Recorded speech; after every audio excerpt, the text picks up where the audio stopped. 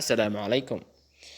Barnaamijkeena maanta waxaan ka hadli doonaa daawade maxaad ka taqaanaa tirada saynisyahano, mufakiriin, qorayaal, injineero Muslim ah kuwaas oo dhammaantoodba ku baxay gacanta hay-adda sirdoonka Israa'iil ee loo yaqaan Mossad.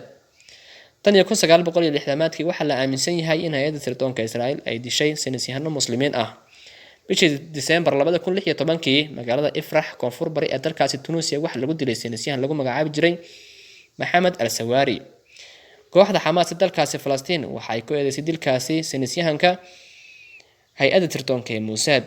Kooxdu waxay sheegtay in saynisyahanku kala shaqeynayay diyaarada loo yaqaano droniska sameyntooda. 1967 Mossad waxay dishay saynisyahan arrimaha nukliyeerka ku takhasusay oo u dhashay dalka Masar kaas oo lagu magacaabi jiray Samir Nubayr. Sidoo kale sirdoonka Yuhuudda waxay dileen Samira Muse oo ay ku dileen shil gaari oo ka dhacay dalkaasi Mareykanka. Samira Muse waxaa la sheegay inay dooneysay inay soo duusho dalkeeda hooyo kaas oo ay dooneysay aqoonta xagga tiknoolajiyadda shucaaca nukliyeerka ay uga faa'iideyso dalkeeda hooyo ee Masar. Shil gaari oo ka dhacay dalkaasi Mareykanka ayaa lagu khaarijiyay. Taariikhdu markay 1980 saynisyahan kale oo u dhashay dalkaasi Masar ayaa lagu dilay hotel uu ka deganaa magaalada Paris ee dalkaasi Faransiiska. Ninkan ayaa wuxuu ahaa aqoonyahan ku takhasusay xagga sameynta atomikada shucaaca nukliyeerka waxaana dilkiisa lagu eedeeyay hay-adda sirdoonka Israa'iil ee loo yaqaan Mossad. Saynisyahanku wuxuu gacanta ku hayay barnaamijka sameynta atomikada shucaaca nukliyeerka ee dalkaasi Ciraaq waxaana lagu magacaabi jiray Yaxya al-Mashaal. Taariikhdu markay 1991 sirdoonka Israa'iil waxaa la aaminsan yahay inay dalka Faransiiska ku dileen saynisyahan u dhashay dalkaasi Lebanon kaas oo lagu magacaabi jiray Ramaal Xasan. Taariikhdu markay 1993 waxaa dab la qabadsiiyay kuriga ka deganaa Qaahira saynisyahan caan ahaa kaas oo lagu magacaabi jiray Jamaal Hamdan. Eheladiisu waxa ay sheegeen in ay falkaasi ka dambeeyay hay-adda sirdoonka Israa'iil ee loo yaqaan Mossad. Waxaa gurigiisii laga waayay dhammaanba buugaagtiisii uga hadli jiray dhibaateynta tacdiyeynta ummadda Islaamka ee Yuhuudda.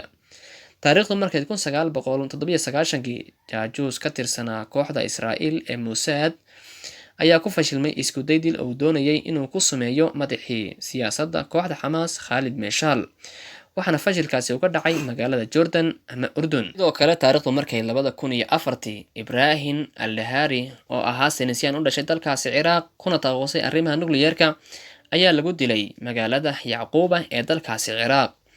Taariikhdu markay 2010 waxaa sirdoonka Israa'iil ay ku dileen magaalada Tehraan ee caasimadda dalka Iiraan saynisyahan lagu magacaabi jiray Mascuud Cali Maxamedi. Isla sanadkii 2010 waxay sirdoonka Israa'iil ay dileen Majid Shahriyari oo ah saynisyahan u dhashay dalka Iiraan ayaa lagu dilay qarax gaari oo ka dhacay magaalada Tehraan caasimadda dalka Iiraan. Dilalkaasi waxaa si toos ah loola xiriiriyay Mareykanka iyo hay-adda sirdoonka Israa'iil ee loo yaqaan Mossad. Haddaba labadan dowladood kamay jawaabin eedeynta loo soo jeediyay.